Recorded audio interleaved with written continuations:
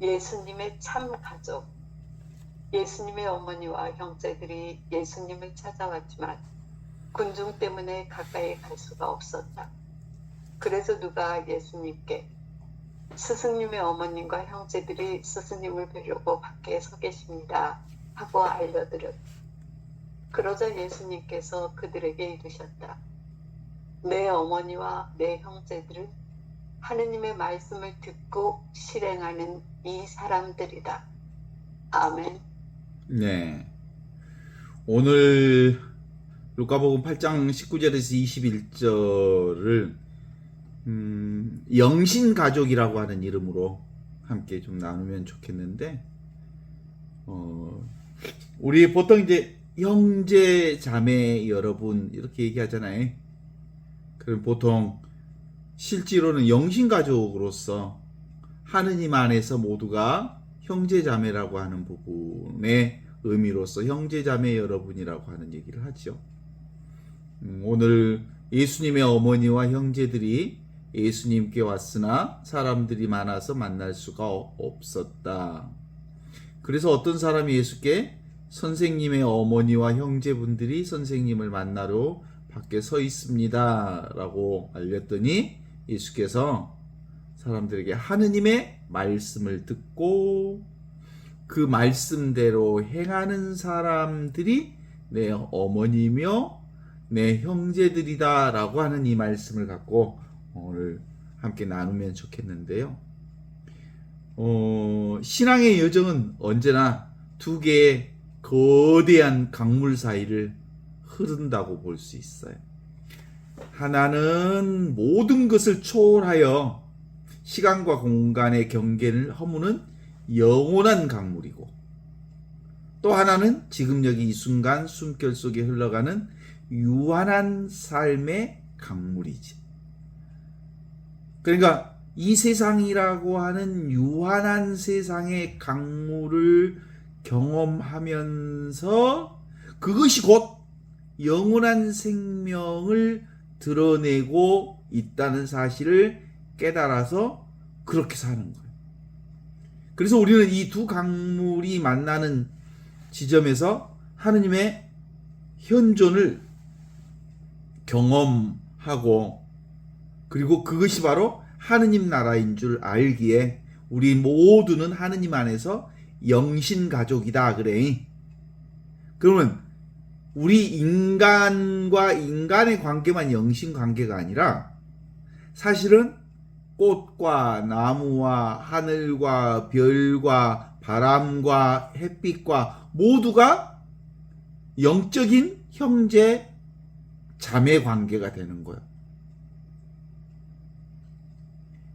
오직 아버지는 하느님 아버지 한 분뿐이시고 그분의 생명 안에서 모두가 이렇게 형제 관계를 이루고 있는 거예요. 여기서 어머니와 형제 자매가 누구냐라고 말하면서 마지막 21절에 하느님의 말씀을 듣고, 그 하느님의 말씀이 뭐냐면 천지 창조 이전의 말씀, 천지가 창조되기 전부터 있었던 그 말씀, 그게 뭐예요? 텅 비어 있으면서 모든 것을 알고 있는 지금 여기 이 순간 이것을 그거라고 얘기해요. 그것을 지금 여기서 실행하는 사람들이 바로 내 어머니며 내 자매다. 현존하는 사람들이다. 현존하는 존재가 다 하느님의 형제 자매다. 이런 뜻이요.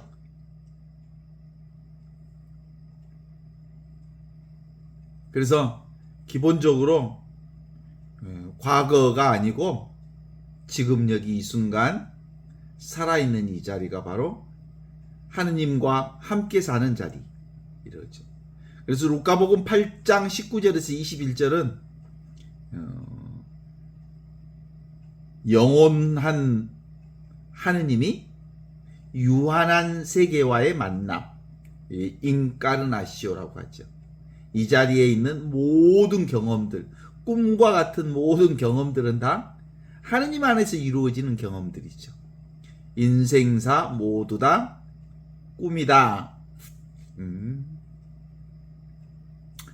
예수님의 어머니와 형제들이 예수님께 다가왔지만 무리 때문에 가까이 갈 수가 없었다. 이 단순한 서술은 단순히 물리적인 상황을 묘사하는 것을 넘어서 하느님과 인간이 맺는 관계에 대한 아주 심오한 진리를 품고 있는 말씀이죠. 따라서 혈연으로 묶어진 가족이 문 밖에 서서 접근하지 못하는 바로 그 순간 예수님은 군중을 향해 새로운 가족의 개념을 선포합니다. 이게 바로 영신가족에 대한 선포지요. 이 사건은 과거에 묶인 관계를 넘어서 영원한 현재 속에서 이루어지는 하느님의 살아있는 현존에 대한 선언이라고 말할 수 있습니다. 동시에 그 현존을 경험하는 유일한 길이 무엇인지를 가르쳐주는 깊은 초대장인데, 이 단순한 말씀이 아니라 시간과 공간의 경계가 허물어지고 영원한 생명이 지금 이 순간 뿌리내리는 그 기적의 순간이 바로 지금 여기다. 우리는 늘 경험하고 있죠? 자, 따라 해봐요. 보고 있음, 듣고 있음, 느끼고 있음, 알고 있음,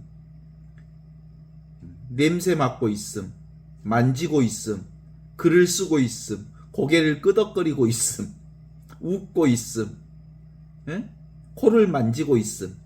공통점이 뭐예요? 있음이죠, 있음. 있음이라고 하는 이 바탕 위에서 보기도 하고 듣기도 하고 느끼기도 하고 고개를 끄덕거리기도 하고 숨쉬기도 하고 말하기도 하고 그러는 거예요. 이 있음이라고 하는 이게 바로 하느님의 생명인 거예요. 이게 바로 하느님의 존재 위에서 모든 것들이 형제 자매로 살아가고 있다는 거예요. 이걸 생명이라고 한다면 이 하느님의 생명 위에 움직이고 말하고 그리고 경험하고 경계짓고 그러면서 함께 축구도 하고 농구도 하고 배구도 하고 소풍도 가고 밥도 먹고 화장실도 가고 별 모든 일들이 다 어디서 이루어져? 있음이라고 하는 이 존재 위에, 이 생명 위에, 이 존재, 생명, 의식 위에. 그래서 지금 여기 이와 같이 살아있음을 뭐라고 해? 지복이라고 해. 지극한 복락. 하느님이 있기 때문에 지극한 복락의 장소는 지금 여기 이 순간이 지복의 장소예요. 지복의 순간이고 지복의 상태라고 말할 수 있죠. 지금 여기 이 순간보다 더 복된 순간은 없어요.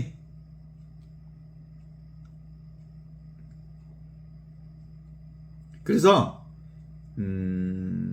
이제 다시 성경 안의 말씀을 한번 들어가 보다 보면 예수님 시대의 1세기 유대 사회에서 가족의 개념은 현대 사회의 지금의 가족과 비교할 수 없을 정도로 아주 가족 중심, 견고한 성체와 같은 것.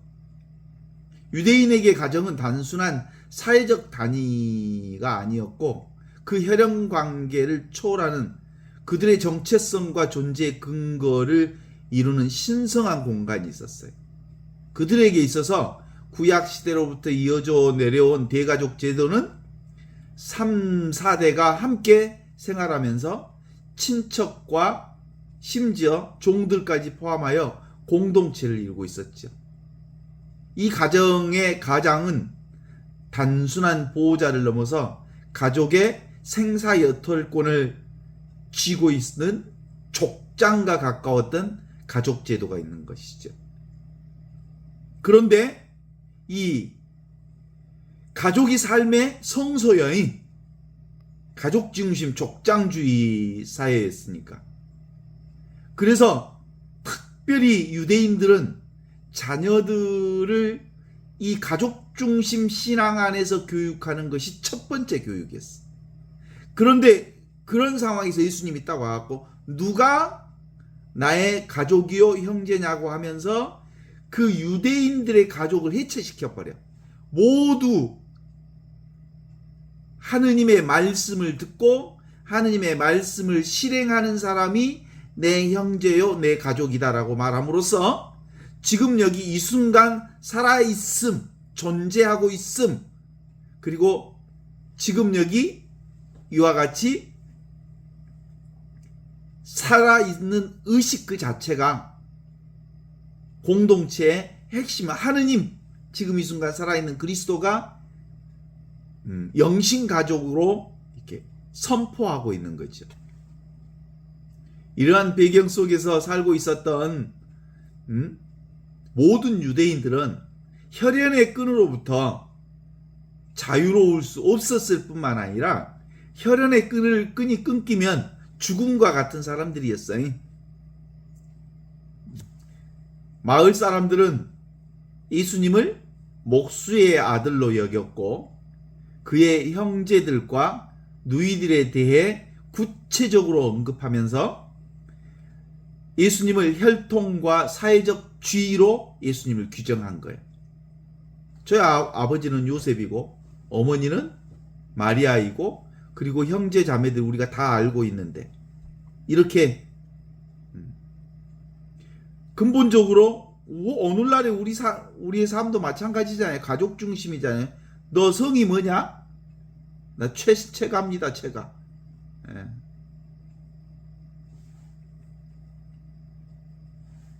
요즘에 옛날에 저기 시가 있다라고 하는 건 뭐예요? 양반들에게는 성이 있었어요.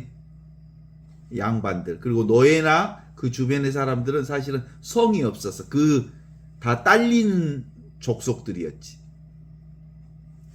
그래서 그때 당시 예수님의 가족들은 예수님이 세상에 나가서 복음을 전파하는 것을 담당하는 것에 대해서 깊은 우려를 표현하기도 했어. 이러한 맥락을 이해할 때 루카복음 8장에서 예수님의 가족들이 그를 찾아온 장면은 단순한 가족의 상봉이 아니라 사회적 관습과 영적 부르심이 충돌하는 아주 긴장감을 내포하고 있는 거죠. 육체적 관계는 육체적 관계로서 충분히 인정해 주지만 육체적 관계로서만 우리 살지 않는다. 우리는 원래 하느님의 영신 가족이 중심 가족이다. 그리고 그 하느님의 영신 가족 속에서 우리의 육체적 가족들이 살고 있는 거예요.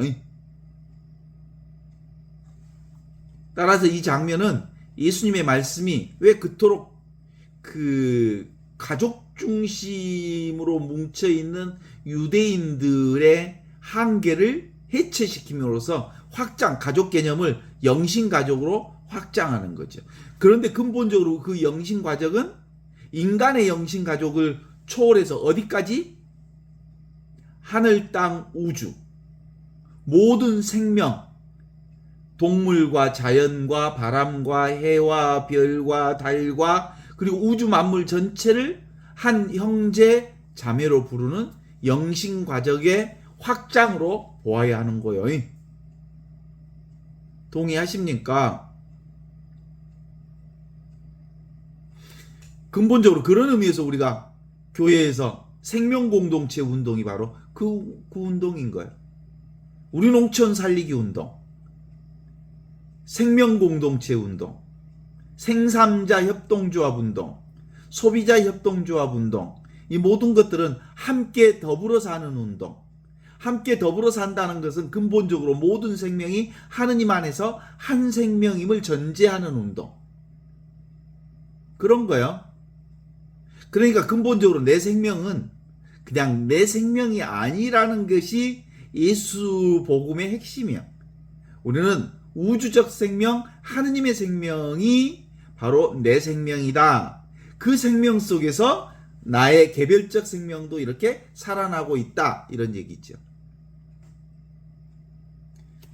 그런 점에서 루카복음 8장 19절, 20절, 21절의 장면은 심오한 공간적, 영적 은유를 담고 있는데 예수님의 육신의 가족들은 그를 보려고 왔지만 무리 때문에 가까이 하지 못하니 이 물리적 거리는 단순한 우연이 아니고 예수님과 그의 육신 가족 사이에 영적 거리를 상징적으로 보여주고 있다, 이렇게 말씀드릴 수 있어요.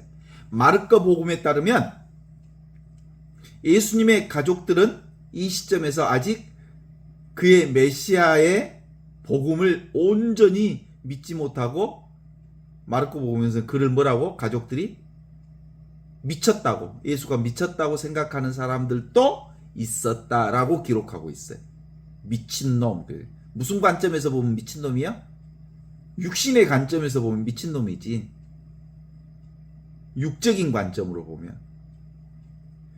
그들은 혈연으로 가장 가까운 관계였음에도 불구하고 영적 의미에서는 예수님에게 다가갈 수 없는 문 밖에 서 있는 사람이, 지금 여기 이 순간 살아있는 하느님 그리스도를 믿지 못하면 사실상 그들은 육체적 관계만 자기 가족이라고 생각하기 때문에 영신 가족 밖에 있는 사람이라고 볼 수 있죠. 하느님은 모두 다 영적으로 형제 자매, 하늘의 해와 별과 달과 우주 만물과 그리고 그 무엇 하나도 하느님의 영신 가족이 없다고 생각하는데, 인간들 중에 사람들은 지 가족만 자기 가족이라고 생각하기에 실제로 영신 가족 밖에 있는 사람인 거지. 스스로의 육적인 가족만 챙기니까.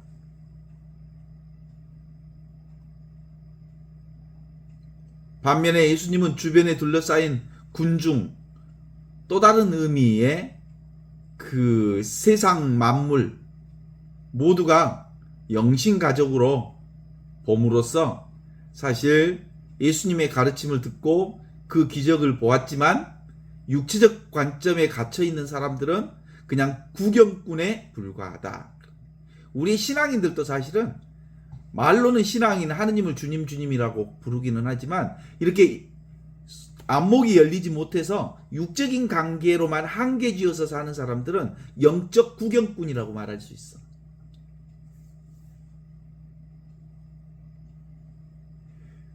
이런 상황으로 보면 예수님이 설정한 새로운 가족의 의미는 그렇습니다.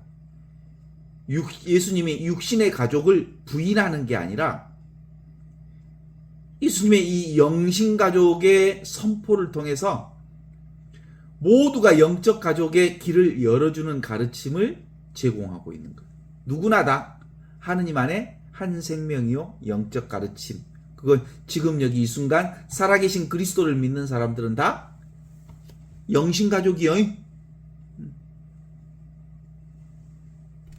하느님이 어디 있어? 여기 있지. 어떻게 있어? 지금 있지. 어떻게 알아? 직접적인 이거식이지. 살아있음. 살아있는 생명이 하느님의 생명이잖아. 그러니까 내가 하느님의 생명 안에 살아있잖아. 하느님의 의식 그 자체가 하느님이잖아. 그죠? 존재 자체가 하느님이잖아요. 그러니까 우리는 늘 하느님의 존재, 의식, 하느님과 함께 영원한 생명과 함께 있는 영원한 생명. 그래서 우리를 뭐라고 그래? 하느님의 아들이요 하느님의 딸이라고 그래. 그러니까 나만 하느님의 아들, 딸이 아니라 모두가, 개미 새끼 하나도, 바퀴벌레도 뿐만 아니라 우주 만물 전체가 다 하느님의 생명으로부터 죄되어 있지 않다, 이렇게 보는 거예요. 결국 이 모든 새로운 복음, 인간 중심으로 보면, 자기 중심으로 보면,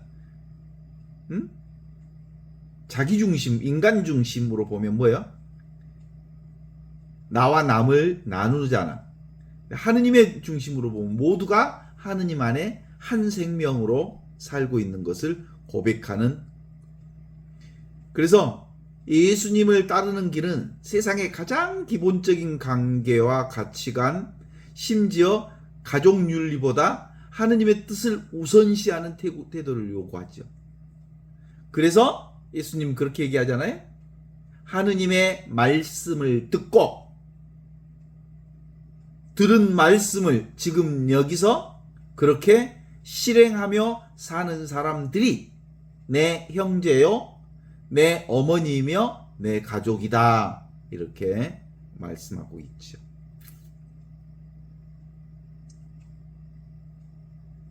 세상 가족을 부정한 게 아니라니까요. 그래서 문자 그대로 부모와 자식을 미워하는 게 아니라 상대적으로 더 큰 사랑을 하느님께 드러내야 한다. 이런 얘기를 할 수 있죠. 그리스도의 피로 맺어진 영신 가족 공동체. 그것이 여러분과 저와 우주 전체가 바로 그거라고 볼 수 있어요. 그래서 사도행전에서 묘사된 초대교회 공동체처럼 이들은 모든 것을 나누고 함께 울고 웃으며 계산을 초월한 사랑으로 가진 것을 모두 서로 나누고 서로로 돌보는 영적 가족 형태를 초대교회에 형성했던 것을 우리가 볼 수 있었어요. 이 영신가족은 현대 사회의 고립과 단절 속에서도 위로와 힘을 주는 아주 강력한 하느님의 해방 선포입니다. 지금 여기 이 순간 살아있는 하느님이 우리와 함께 계셔서 우리는 결코 하느님으로부터 떨어져 있지 않아요.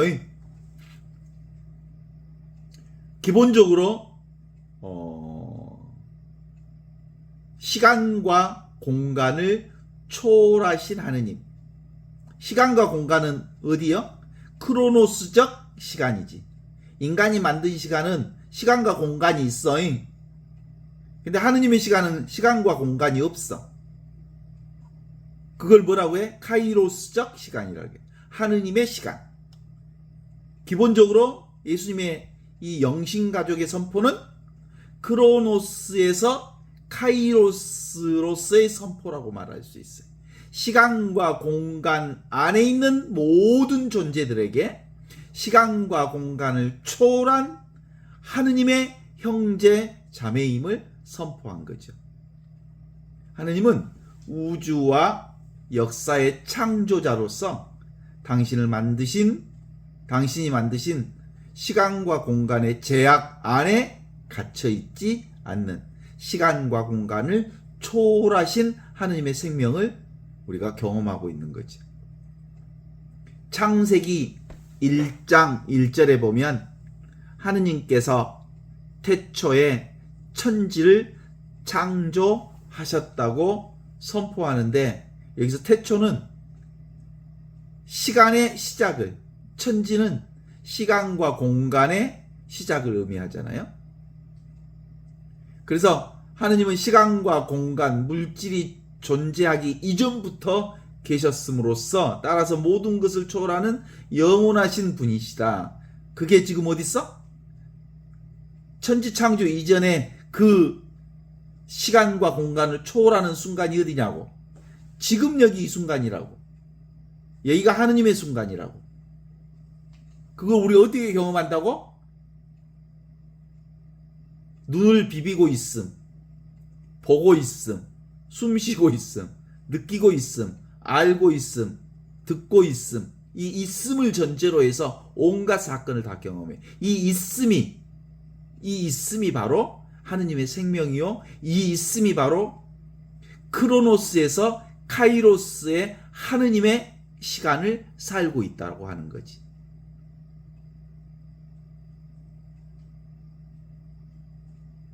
이러한 하느님의 초월성은 우리가 인식하는 물질계와 다른 영적 세계의 본질과 연결되어 있어. 그래서 우리 모두는 지금 여기 이 순간을 사는 모든 이들을 물질 가족이 아니라 영신 가족이라고 부르는 거예요.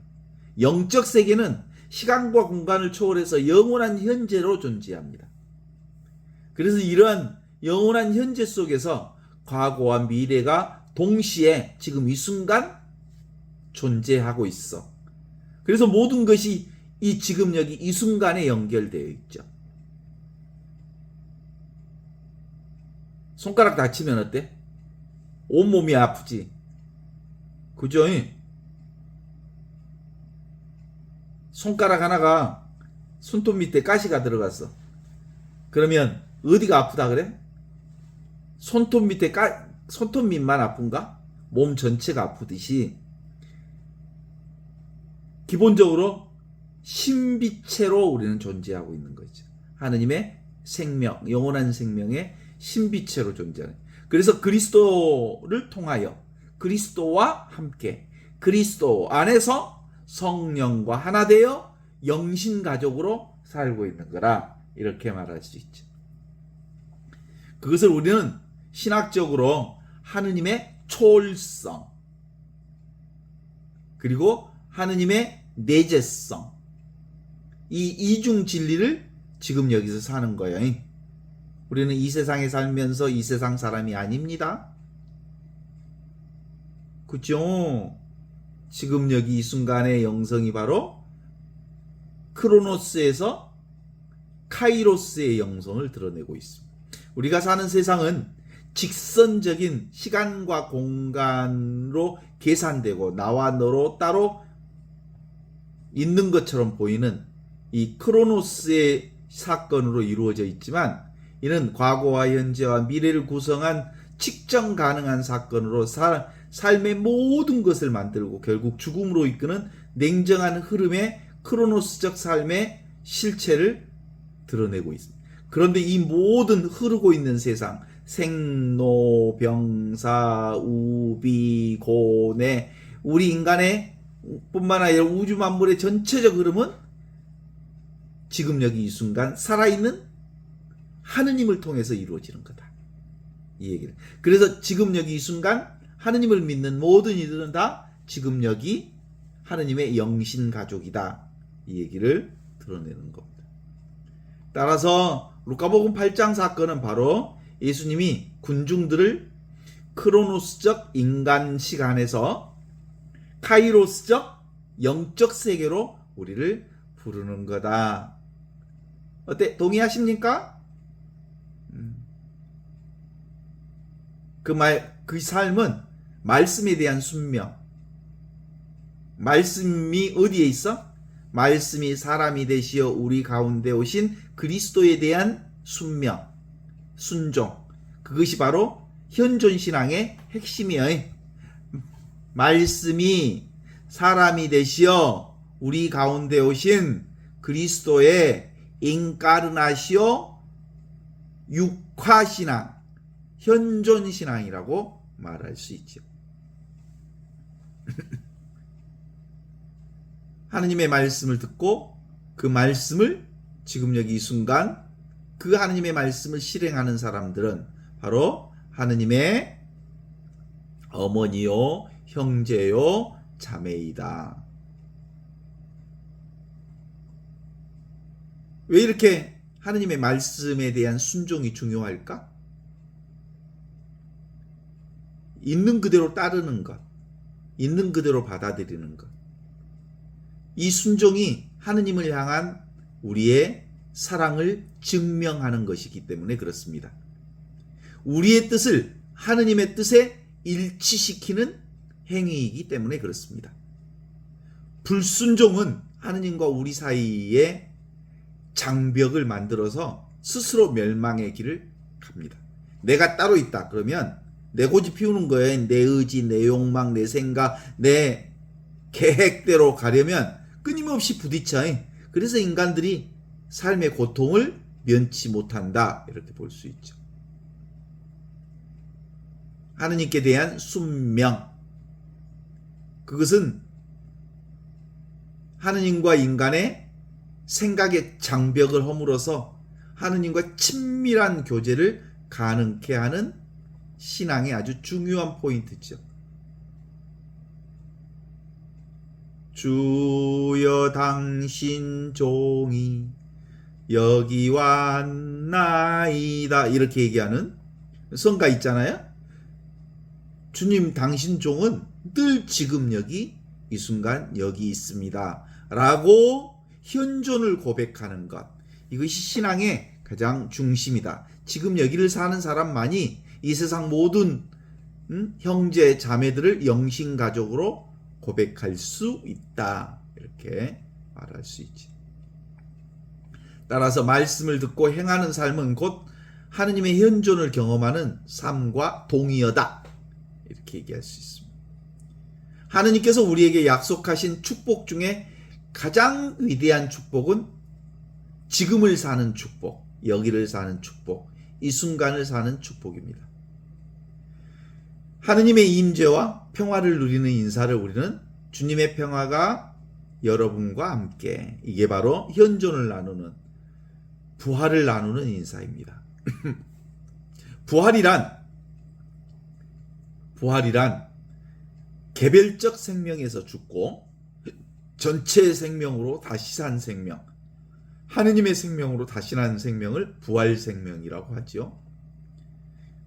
이는 이렇게 지금 여기 이 순간을 삶으로써 세상이 줄 수 없는 참된 기쁨과 만족, 그것을 지복이라고 그래. 지극한 복락. 그래서 우리는 아직도 옛날 교리에 빠져 있는 사람은 죽어서 천국 가는 줄 아는데, 지금 여기 이 순간을 사는 사람이 바로 천국을 여기서 사는 거야. 죽으나 사나 우리는 천국을 떠날 수가 없어. 그것이 믿음의 핵심이라고 말할 수 있죠.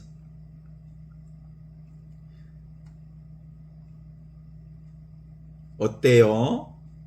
살아있는 신앙, 말씀을 듣고 행하는 삶은 특별한 시간을 할애해야 사는 게 아니라 지금 그냥 살면 just being, 그냥 살면 돼. 딴 생각만 하지 말라고, 꼼수 부리지 말라고, 그래도 하지만 그런 거 하지 말고 그냥 물결 치는 대로, 바람 부는 대로, 인연 되는 대로, 그 다음에 상황 되는 대로, 조건 되는 대로 그냥 네 그렇게 하겠습니다 하고 거기에 온통 하느님께서 나를 인도하심을 믿고 그렇게 사는 거예요. 예수님 그랬잖아. 나 십자가 지기 싫어라. 이 너무 힘든 이 잔을 좀 멀리 해주시오. 그렇지만 내 뜻대로 마시고 당신 뜻대로 하소서라고 말씀하심으로써 온전히 자기 자신을 포기하고 그 상황에 자신을 온전히 내던짐으로써 실질적으로 대자유를, 구원을, 부활을 살게 되셨던 분, 그분이 우리 삶의 모델이면서 그런 삶을 지금 여기서 살게 되는 게 바로 영신 가족들의 핵심이에요. 영적 훈련은 단순히 평화를 얻는 것을 넘어서 존재 자체를 근본적으로 변화시킵니다. 과거 자상이나 세상의 잣대에 갇히지 않고 하느님의 현존 안에 머무는 삶을 통해서 우리는 마음이 새롭게 되는 변화를 경험하게 됩니다. 내가 세상을 사는 게 아니라 삶이 나를 살고 있음을 경험하는 것. 내가 말하고 있다니까? 내가 말하고 있다니까? 근데 내가 말하는 게 아니라 있음을 전제로 해서 말이 되는 거예요. 있음을 전제로 해서 보게 되는 거예요. 그 있음이 바로 나 있음이죠. 나 있음이, 하느님 존재하심이 영원한 생명을 근거로 하여 우리가 보고 듣고 느끼고 알고 있음, 이거죠. 영적 가족의 현실은 지금 여기서 이루는 천국입니다. 예수님이 제정하신 새로운 가족, 곧 영적 공동체는 이 땅에서 하느님의 현존을 가장 가시적으로 드러내는 공동체. 현대사회에서 전통적인 가족의 의미가 퇴색되고 고향을 잃어버린 사람들이 많죠. 이젠 고향이라고 하는 의미가 없어, 사실은. 그죠? 지금 내가 서 있는 이 자리가 진짜 고향이야. 그리고 진짜 고향은 지금 여기 이 순간 이 자리가 고향이야. 이게 바로 우리의 아버지이신 하느님이 계신 곳이 지금 여기 이 순간이니까. 사실상 이제는 근데 곧 추석이 되지만 이제 고향 땅을 향해서 차 타고 민족 대이동을 하는 그런 광경은 거의 볼 수가 없어요. 이제 전통적인 고향, 그런 고향을 말하는 게 아니라 우리에게 있어서 영신 고향, 영적인 고향이 지금 여기 이 순간이다, 이렇게 볼 수 있죠. 이러한 가족 공동체는 첫 번째 자리에 들 때 비로소 건강하게 작동됩니다. 그 첫 번째 자리가 지금 여기 이 자리입니다. 하느님으로부터 흘러나오는 사랑이 있어야 우리는 서로 진심으로 사랑할 수 있고, 우선순서가 무너지지 않는 관계 속에서 삶의 문제를 해결할 수 있는데 온전한 하느님의 사랑 자리가 어디 자리요?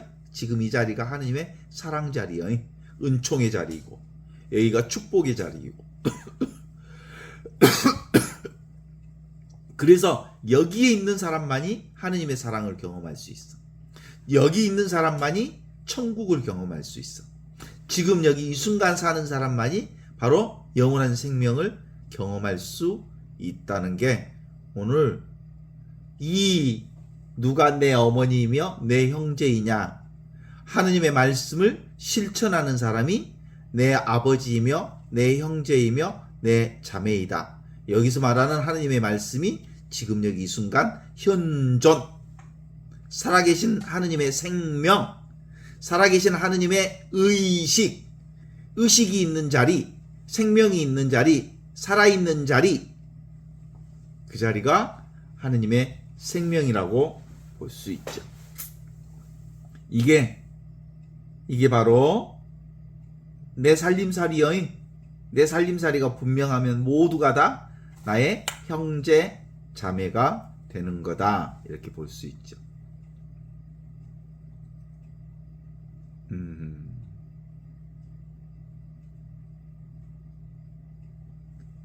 어떻습니까? 내가 남자로 살고 있어, 여자로 살고 있어. 내가 남자 역할을 하고 있어, 내가 여자 역할을 하고 있어. 뭐 때문에 그게 가능해? 살아있으니까 남자 역할도 하고 여자 역할도 해. 그죠? 요즘에는 이제 그 트랜스젠더라고 해가지고 남자 역할을 하던 사람이 여자 역할을 하기도 하고, 여자 역할을 하는 사람이 남자 역할을 하기도 해. 근데 그건 할 수 있어. 근데 그게 전제되려면 뭐가 돼야 돼? 살아있어야 그게 가능하거든. 근데 있음을 전제로 하는 거야. 의식을 전제로 하는 거죠. 내가 행복해, 불행해. 그것도 뭐예요? 행복과 불행도 어디서 나와? 살아있어야 행복도 있고 불행도 있는 거지.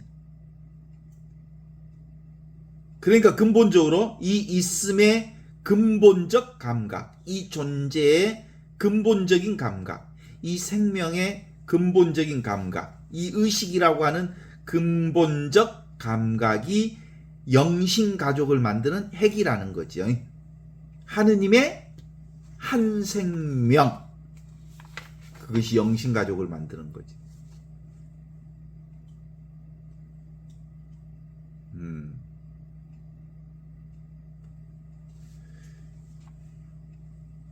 우리에게 가장 큰 선물이 있다면 바로 그거예요. 우리가 살아있는 것보다 더 큰 선물이 없어. 최고의 선물이지. 그죠? 이걸 지복이라고 한다니까. 이것보다 더 큰 선물은 없다고.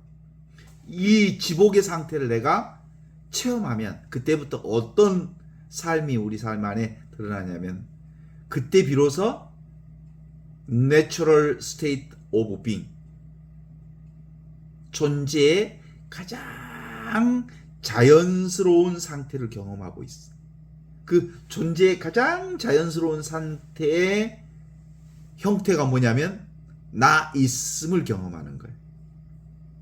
나 있음을 경험할 때 그 경험이 어떻게 들어? 있는지 없는지 모르는 상태. 그만큼 자연스러운 상태. 어떤 걸림도 없는 상태. 이게 바로 천국을 사는 상태라고 할 수 있죠.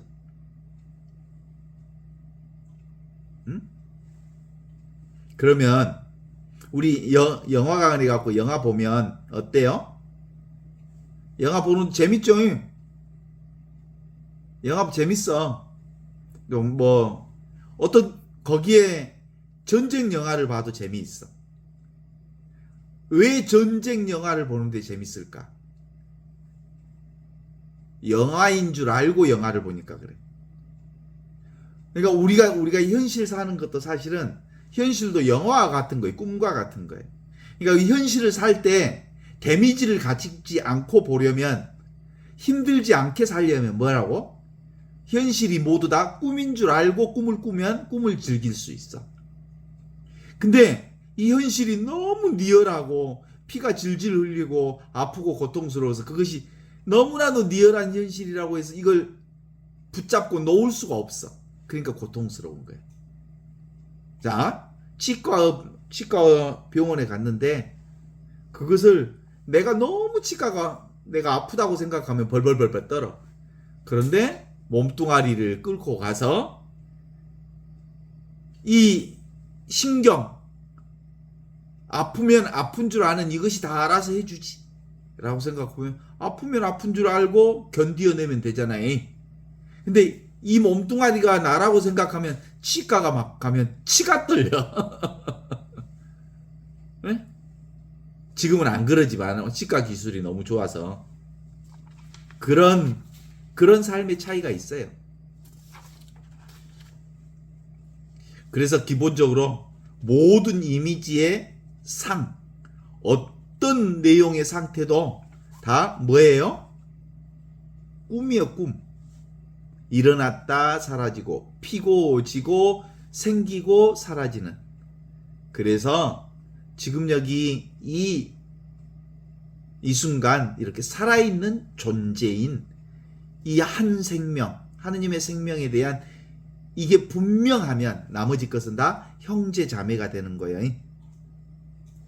동의하십니까? 그걸 삶 안에서 구체적으로 잘 표현하셨던 분이 프란치스코 성인이잖아요. 프란치스코 성인은 그렇게 봤어요. 실제로 프란치스코 성인이 그렇게 본 게 아니라 우리도 이걸 깨달으면, 지금 여기 이 순간 하느님의 생명으로 산다는 걸 깨달으면 모두가 형제 자매로 아주 자연스럽게 느껴져. 그리고 그렇게 살게 돼 있어. 프란치스코만 그렇게 된 게 아니고.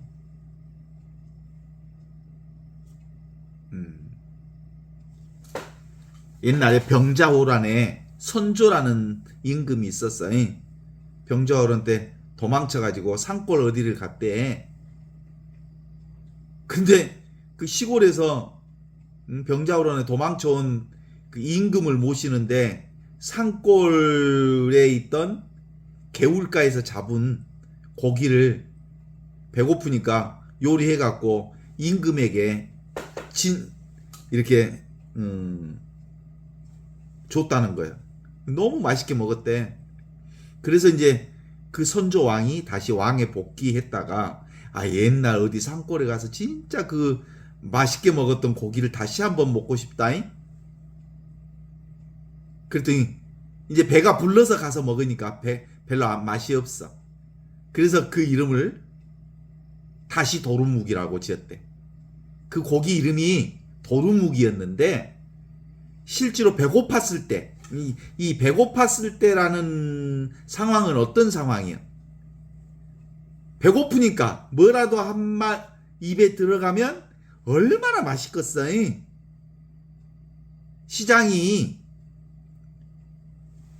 밥맛이라고. 배고픈다 이 말은 무슨 뜻이야? 살고 싶다고 하는 살아있음에 대한 최고의 상태잖아요. 물 한 방울도 얼마나 맛있게 먹어.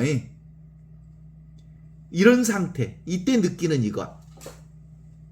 이게 살아있음의 극도의 경험을 한 거죠. 근데 이제 배가 불렀어. 배가 불러서 도루묵을 먹었는데 그때는 뭐라고? 다시 도루묵이라고. 도루묵. 맛이 별로 없더라 이거예요. 근본적으로 절대적 생명이라고 해. 살고 싶어하는 이 마음, 이게 절대 생명이거든요. 그리고 그때 먹었던 물건은 상대적인 대상이거든요. 정말 배가 고파.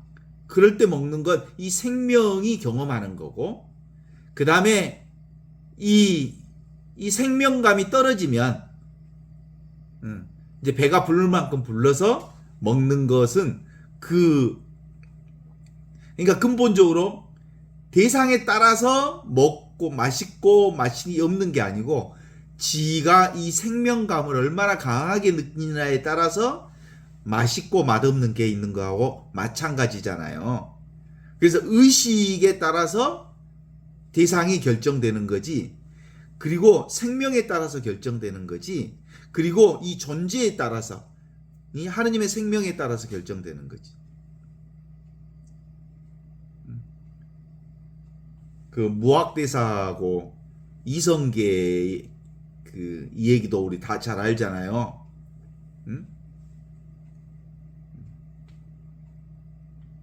이성계가 무학대사를 보고 못생겼던 모양이지. 뭐라고 얘기했어? 당신 돼지 새끼 같이 생긴 것 같소. 그랬더니 아이고 그러신가요? 그 무학대사는 그 이성계한테 뭐라 그랬다고? 당신은 부처님 같이 생겼어. 부처님 눈에는 부처로 보이고 돼지 새끼 눈으로는 온 세상이 돼지 새끼로 보이는 거요. 그 얘기는 근본적으로 그 보이는 대상에 따라서 세상이 결정되는 게 아니고, 보는 자가 보는 대상을 결정하는 거예요. 보는 의식이 보는 대상을 결정하는 거예요. 그러니까 보는 자가 누구예요? 실제로 우리는 내가 보는 게 아니고 뭐가 봐? 하느님이 봐. 그게 바로 관상기도예요. 하느님이 일하시고, 하느님이 창조하시고, 하느님이 결정하시고, 하느님이 움직이시고, 하느님이 이 있음 존재를 전부 모든 게 다 이 있음, 살아있음, 보고 있음, 듣고 있음이 바로 하느님의 생명이거든요. 그러니까 하느님의 생명으로 사는 사람들은 하느님의 눈으로 세상을 보고 있으니까 그게 바로 관상이에요. 관상기도라는 게 바로 지금 여기 이 순간의 눈으로 보는 거예요. 살아있음의 눈으로. 어떻습니까? 이게 지금 여기 이 순간이 하느님 나라라고, 지금 여기 이 순간을, 이 하느님 나라를 불교에서는 무상 정등정각이라고 그래요. 이보다 더 높을 수 없는 가장 평등한, 바르고 평등한 깨달음이 지금 여기 이 순간, 이게 바로 하느님 나라예요. 그렇잖아요? 그걸 그 산스크리트어로 바꾸면 안욕따라 삼락 삼보리가 하느님 나라를 얘기하는 거예요. 이와 같이 이렇게 살아있는 하느님의 생명자리, 하느님의 의식, 하느님의 존재, 이 자리는 절대 생겨나지도 않고 죽지도 않는 자리이기 때문에 불생불멸이라고 하고, 이 자리는 절대로 증감이 없는 자리이기 때문에 부증불감이라고 하고, 이 자리는 절대로 더럽혀지지도 깨끗해지지도 않기 때문에 뭐라고? 불구부정의 자리라고 이렇게 얘기하거든. 그래서 사람들은 이것을 생각으로 알고 있으면 이걸 알 수가 없잖아요. 그래서 예수님께서는 그렇게 얘기하셨잖아요. 천진한 어린이처럼, 즐겁게 노는 어린이처럼, 안다는 사람들과 똑똑하다는 사람들에게는 지금 여기 이 순간 이렇게 살아있는 하느님의 현존, 하느님의 생명, 하느님의 존재, 영원한 생명을 감추시고 지금만 사는 철부지 어린아이들에게 나타내 보여주시니 하느님 감사합니다 라고 우리에게 말씀하셨거든요. 근데 어른들에게도 가끔씩 이제 이 하느님의 자리를 알게 해줘. 어떤 사람들에게 알게 해준지 알죠?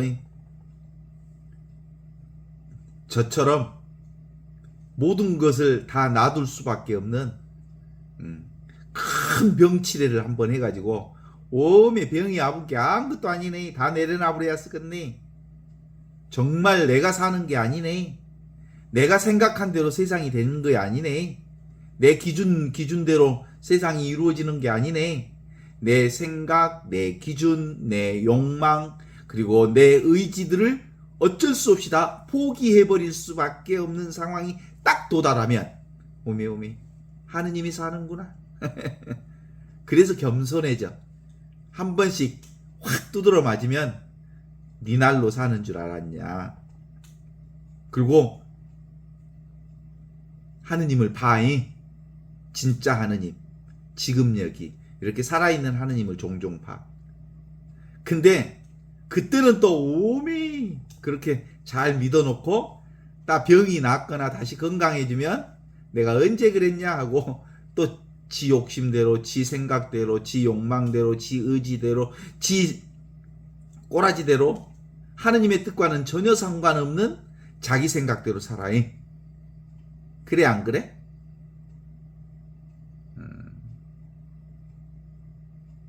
그래서 지금 여기 이 순간을 사는 사람들이 모두 다 이 세상 전체를 하느님의 형제 자매로 영신 가족으로 고백할 수 있고, 이런 사람들이 바로 어떻게 사는 거예요? 볼 때는 보는 것이 전부고, 들을 때는 듣는 것이 전부고, 느낄 때는 느끼는 것이 전부고, 맛볼 때는 맛보는 것이 전부고. 그래요. 무엇을 해도 지금 여기고, 그 무엇을 끝마쳐도 지금 여기고. 우리는 삶의 여정, 여행을 하고 있잖아요. 이 하느님 나라의 여행은 출발했던 곳으로 다시 돌아와야 여행의 끝이 돼. 그렇죠? 출발지가 곧 도착지야. 그래서 알파가 곧 오메가요. 그래서 우리 인생은 빈손으로 출발했다가 빈손으로 돌아가는 여행길이 우리 인생의 여행길이거든. 그래서 우리는 지금 여기가 다 이미 구원받은 자리야. 어떻게 살아도 지금 여기를 떠날 수가 없어. 지금 여기 밖을 떠난다는 건 생각으로만 떠나지 실제로 떠나지 않아. 그렇지 않습니까? 놀라운 거잖아요. Amazing Grace.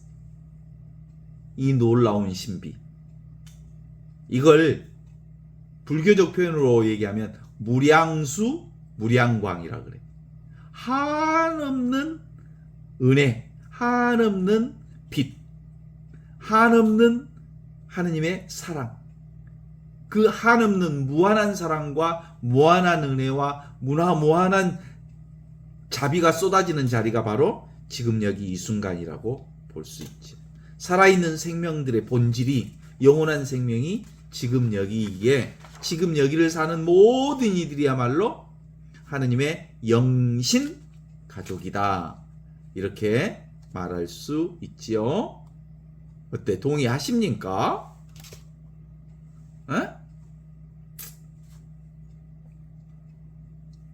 나는 그냥 사는 거요. 누가 살려주시니까? 하느님이 살려주시니까. 이제 가을이 되어서 이렇게 낙엽 지고 감이 무르익고 대추 알이 이제 빨갛게 물들어가고 있고 벼이삭이 고개를 숙이고 있고 세상의 모든 만물이 변화를 해가고 있는 이 과정은 이 영원히 불변하신 하느님이 계시기에, 하느님의 생명이 있기에 변화를 경험하는 거예요. 보는 이자가 만일 변화해버린다면 변화를 경험할 수 있을까 없을까? 못해. 보는 이 자리가 움직여버린다면 움직임을 경험할 수가 없어. 그래서 보는 이 자리, 하느님은 부동이면서 모든 움직임을 경험하고 본인은 변하지 않으면서 모든 변화를 경험하는 그분이 지금 여기 있는 거지. 이것만 이해하면 모든 게 다 해결돼야 버려. 이게 바로 내 생명이면서 하느님의 생명이니까 이 나만 분명해지면, 내 살림살이만 분명해지면 나를 통해서 경험되는 모든 것들이 나의 형제 자매구나 라는 걸 알게 됐죠. 모든 것은 다 여기로부터 시작돼서 여기로 돌아온다. 그래서 이걸 만법귀일이라 그래. 모든 것은 다 결국은 이 자리로 돌아와. 그러니까 이 자리, 지금 여기 이 순간만 알면 모든 것이 여기서 시작되는 거니까 모를 것이 없어. 다 이거 하나지. 하느님 하나지. 영원한 생명뿐이지. 그래서 파사 현정, 삿된 생각만 내려놓으면 바른 것이 이렇게 완전히 다 드러나 있는 거지. 밥과 반찬의 기운으로 움직이는 것 아니요. 이 몸뚱아리는 진짜 움직이는 건 뭐야? 이걸로 움직이는 거야. 하느님의 생명으로. 그러니까 실제로 외부에 눈에 보이는 온갖 대상들은 스스로 움직이는 건 없어. 스스로 움직이는 건 지금 여기 이 순간 살아있는 하느님의 생명뿐이야. 배터리 없이 움직이는 것이 있어? 배터리 없이 움직이는 하느님의 생명뿐이지. 에너지를 주입해야 움직이잖아. 우리 육신도 밥이라고 하는, 반찬이라고 하는 에너지를 주입해야 움직이잖아. 스스로 움직이지 못하잖아. 그래서 기본적으로 우리 삶은 근본적으로 하느님의 생명에 의해서 움직인다고 하는 점에 있어서 영신 가족에 대한 얘기, 예수님의 이 얘기를 다시 한번 확인해 볼 필요가 있는 거예요.